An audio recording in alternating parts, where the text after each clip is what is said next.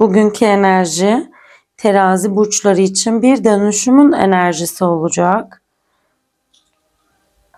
Yüreğinde sıkışmış o ağırlığı artık serbest bırakmak için buradayız. Eğer sen de şu anda bir karar arifesindeysen, bir yoldan diğerine geçmek üzeresin. İşte bu video senin için. Önce 3 kart tarot kartınla enerjini okumak istiyorum sevgili terazi. Bakalım enerji alanında hangi kartlar senin için açılacak?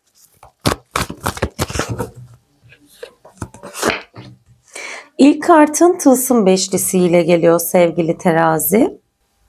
Hemen iki kartını da çekelim. Bir diğer kartın tılsım dokuzusu ve sonuncu kartına bakalım.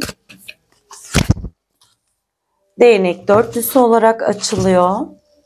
Kartının mesajı sana şunu söylemek istiyor. Özellikle ilk kartın tılsım beşlisi uzun zamandır kendini dışarıda kalmış, değer görmemiş gibi hissediyor olabileceğinden bahsediyor. Bence son zamanlarda birilerinin seni anlamasını beklemişsin ama o kişi sana sırtını dönmüş. Bu kart sana diyor ki şifalanmak için kapıya değil, kalbine dön. Çünkü bir diğer kartın tılsım dokuzlusuyla açılıyor. Burada işin güzelliği şu: sen farkında olmadan kendi ayaklarının üzerinde durmayı öğrenmişsin. Kendi enerjini yükselttiğinde bereket zaten senin hayatına geliyor sevgili terazi. Bir iş, bir maddi fırsat ya da kişisel başarı enerjisi yakında der kartının mesajı sana. Ve son enerjin değnek dörtlüsü. Yakın bir dönemde kutlama olacağından bahseder. Huzur var der. Yeniden birleşme var der. Aile, yuva ya da ilişkilerde beklediğin o istikrar geliyor der kartın. Ama önce geçmişte seni yoran her şeyi şükürle bırakman gerekiyor. Hayırlar olsun diyelim. Hazırsan hemen şöyle fincanını yorumlamak istiyorum. Terazi ve yükselen teraziysen bu fincan senin için açılıyor. Neyse halin çıksın falında diyelim. Dilersen sen de şöyle fincanına bir göz gezdir ve tabii ki ben de senin için inceleyip yorumlayacağım sevgili terazi. Bak bakalım sen neler görüyorsun. Evet, gerçekten çok derin ve bariz belirgin semboller içeren bir fincan bu. Hemen sana bahsedeceğim. Şimdi şurada önce gözüme çok böyle derin anlam yükleyen bir sembol var. Hatta 3-4 sembol yan yana. Bunu yorumlamakla başlayacağım. Tabii ki sen de burada benimle birlikte odaklanıp kendi içinden geçen mesajı da alabilirsin fincanından. Burada sevgili terazi, senin de görmen için hafif şöyle yaklaştıracağım kameramı. Bak, tam bu noktada böyle bir kadın silüeti görünüyor. Bu ya sensin ya da senin hayatındaki bir kadının enerjisinden bahsediyor. Ve bu kadının karşısında iki seçenek var. Aslında biz buna iki farklı yönü olan ya da bir konuda karar verme aşamasında olan bir dişil enerjiden de bahsedebiliriz. Bu yollar o kadar birbirine benziyor ki adeta birbirinin aynası gibi. Ben bunları burada yol olarak adlandırıyorum aslında. Neden? Çünkü ikisi de birbirine benziyor ama bunların her biri farklı seçenek.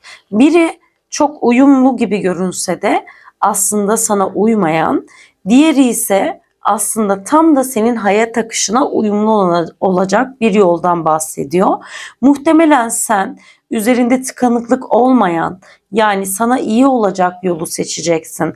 Eğer bugün bir karar verme aşamasındaysan ve kalbinde hissettiğin doğru karar hangisi ise ona yönelmen gerektiğinden bahsediyor. Çünkü kalbin seni doğru yöne getirecek diyor. Buradaki görüntünün mesajı. Evet, kararsızsın, bir konuda seçenekler arasında kalıyorsun. Bunu ya yaşadın, ya şu anda yaşıyorsun ya da yaşayacaksın olarak görünüyor. İki farklı gibi görünen seçenek ve sen kalbinle karar verdiğin sürece doğru olanı seçeceksin sevgili terazi, ya da senin hayatındaki terazi kişisi ile alakalı da olabilir. Hayırlara vesile olsun diyelim. Hemen onun karşısında bakın burada şöyle yapsam, tamam sizler de. Burada bir kaya parçası var sevgili terazi izleyicisi. Ve üzerinde de yine bir kadın silüeti olduğunu görüyorum. Ve bu kadının elinde de bakın fener gibi bir şey var tuttuğu.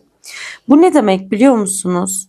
Bu sizlerin aydınlanma anı demek. Yani bunu aslında kadın demek de ne kadar doğrudur bilmiyorum ama ben buradaki silüeti kadın olarak adlandırıyorum.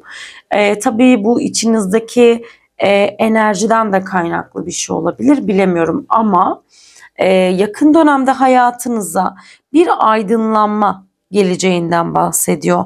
Uzun süredir aradığınız sanki bir ışık var ya da bir konuda bir çıkış yolu arıyorsunuz. Ve burada aslında bu konuyla alakalı ya da bu olayla alakalı aslında seçenek ya da olayın çözümünün sizlerin elinde olduğundan bahsediyor. Fener ışıktır ve ışık burada senin önünde. Sadece onu aydınlatmayı unutmuşsun. Burada bilincine kulak ver, toparlan ve senin ışığın sen olacaksın mesajını getiriyor aslında gördüğüm silüet. Hemen onun altında bakın çok bariz bir 3 rakamınız var sevgili teraziler. Sizler de görebilirsiniz. Dikkatli baktığınız zaman. Bakın 3. İşte bu 3 rakamı üçlü bir vade anlamına geliyor. Yani 3 gün 3 hafta içinde hayatında bir farkındalık ya da haber, netleşecek bir şey var. Tabii ki hemen burada ay, hilal sembolleri de var. Belki mahkemelik bir yerden bir şey bekliyorsun. Belki resmi kurumdan bir şey bekliyorsun. Parasal bir beklenti var. Bununla alakalı çözüm arayışı içerisindesin. İşte bu noktada üçlü vadede her şeyin dengeye geleceğinden bahsediyor aslında enerjisel olarak. Şimdi dip kısma baktığım zaman sizlerin de görmesini istiyorum. Bakın burada boynu eğik duran, şurada hani böyle kemikleri, çıkıntıları bariz belirgin olan gibi bir silüet var ve bu da bir insan silüeti. Ne yaşadınız bilmiyorum ama çok uzun süredir sanki bir şey kaybettiniz ya da birinin sizden gitmesini istemediniz. Sizi üzen, huzursuz eden bir sıkıntılı bir süreçte olduğunuzu hissediyorum. Burada da sanki böyle ayaklarınızı toparlamış oturur, boynunuzu hafif eğik vaziyette olarak görüyorum. Aslında bu ne biliyor musunuz? Bir teslimiyet. Belki içsel bir kabullenişin sembolü. Kendinizi biraz bir şeylerden geri çekmiş olabilirsiniz. Ama bu sakinlik aslında size iyi gelecek. Evet, burada da bakın hemen şöyle bir çocuk bu noktada ve onun elinden tutan bir silüet görünüyor. Ve burada da iki ayrı yol var ve bu yollar yukarıda birbiriyle bağdaşıyor olarak görünüyor. Bu kişilerin önündeki bu yol aslında başta ayrı gibi görünse de yukarıda birleşiyor. Bu kadersel bir birleşim anlamına da geliyor. Belki bir ayrılık, bir uzaklık dönemi oldu ama bu enerji yeniden birleşmeyi, affetmeyi ve sevgiyle bağlanmayı da sembolize edebilir. Ya da çocuklarla alakalı bir şeyler oldurmak isteyen bir terazi burcuysan, belki de bilemiyorum çocuğundan mı ayrısın, çocuğunu mu göremiyorsun? Hani bir kavuşma, bir birleşme enerjisi var burada. Daha çok masum. Yani eğer bir çocuklarınla alakalı bir beklentin yoksa masumiyetle gelecek olan bir kavuşma enerjisi, temiz. Ya da çocuklarla alakalı bir beklenti ise onu da ona göre yorumlayabilirsin sevgili terazi. Burada tam 1, 2, 3, 4. 4 tane yolun var sevgili terazi. Ve bak o yolun hemen altında da burada şahlanan bir at var. Bu ne demek? Bak at başını havaya kaldırmış ve yola bakıyor. Yoldan gelecek olan bir kısmet. Belki burada kök figürleri var. Belki ailelerden gelen bir miras. Belki uzun süredir beklenen bir para vesaire olabilir. Ama bu sanki uzun zamandır hakkın olan bir şeymiş de almıyormuşsun gibi hissettirilen bir şey. Tabii ki gideceğin 2 tane önü açık yolun var. Ani bir yolculuk kararı verebilirsin diyor sevgili terazi. Onun dışında bak burada ters duran bir insan silüeti gözüme hitap ediyor sevgili terazi. Bence onu sen de görüyorsun şu noktada, tam şurada. Hani burası kafası, burada ayakları, böyle ters bir insan. Bu aslında bir uyarı. Burada gördüğüm bu sembol aslında yakın dönemde, yani bu videoyu izlediğinde, denk geldiğinde hayatına girecek yeni birine karşı temkinli olman gerektiğinden bahseder sana. Neden? Çünkü bu kişi her kimse ilk başta iyi niyetli gibi görünebilir. Fakat zamanla senin enerjini tüketen bir kişiye bürünebilir. Seni kendi düzenine çekmeye çalışan bir enerji olabilir. Burada önemli olan kalbini kapatmak değil, sadece kiminle ne kadar neyi paylaştığının farkında olman gerektiği, yani dengeyi koruman gerektiğinden bahsediyor.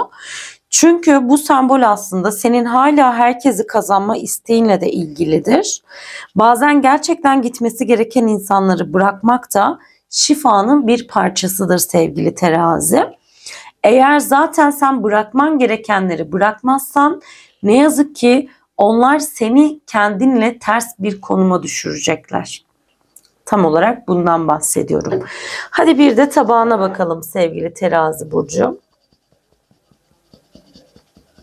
Evet, tabağın açılması biraz zor gibi görünüyor ama şimdi aslında neden açılmadığını hemen sizlere yorumlamak istiyorum. Bakın burada göz gibi bir sembol var. Son zamanlarda çok fazla olumsuz enerjilere maruz kalmışsın. Birisinin nazarı olabilir, birisinin kötü bir niyeti olabilir ve bu burada artık bir çıkıntı gibi duruyor. Sen de farkındaysan böyle çıkıntı haline gelmiş bir sembol. Evet, her ne kadar böyle her tarafı bu görüntü kaplamış gibi görünse de bak burada çok güzel bir ışık haresi var. Aslında çok yakında aydınlık, yani sıkıntıdan çıkış dönemin başlayacak ama çok fazla nazar ve kötü enerjiye maruz kaldığın için şu anda enerjinde bir tıkanıklık var olarak görünüyor.